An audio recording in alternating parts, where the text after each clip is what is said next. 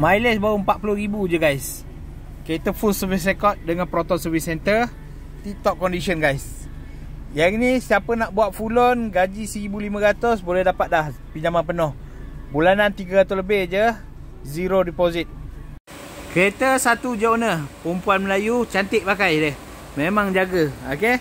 Dia kata kereta ni pun dia kurang pakai sebab company dia bekerja ada provide kereta. So dia selalu pakai kereta company.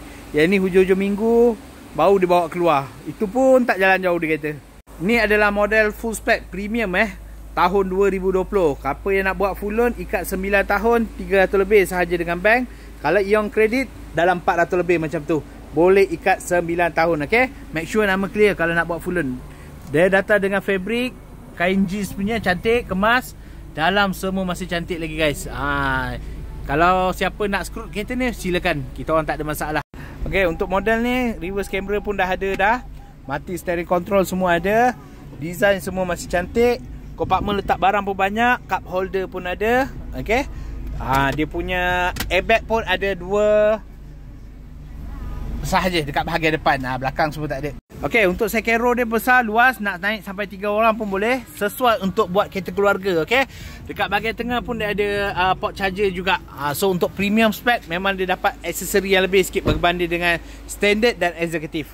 Okey, untuk boot space dia besar, luas, lebih kurang 420 liter. Sesuai nak bawa travel, nak bawa luggage yang banyak pun boleh juga, okey. Bahagian bawah boleh tengok ada tayar spare. Langsung tak ada kesan ketut dan kesan accident, insyaAllah. Saya jamin 100% bebas daripada major accident, bebas daripada banjir. Okey, untuk enjin menggunakan enjin 1.3 liter VVT, okey. So kereta ni belum basuh 100% lagi, kita dalam proses lagi.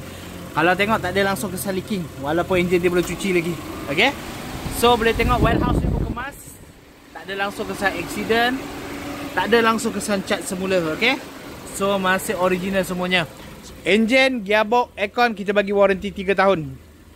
So kalau kau nak dapatkan info lebih kereta ni, boleh contact dengan saya, pergi kat profile, tekan link dekat situ, wasabi dengan saya, okey. Nanti saya hantar gambar penuh, saya buat kiraan, nak beli cash pun boleh. Tak sampai 30,000 pun, insyaAllah. So contact dengan saya, kita jumpa dalam wasabi. Assalamualaikum.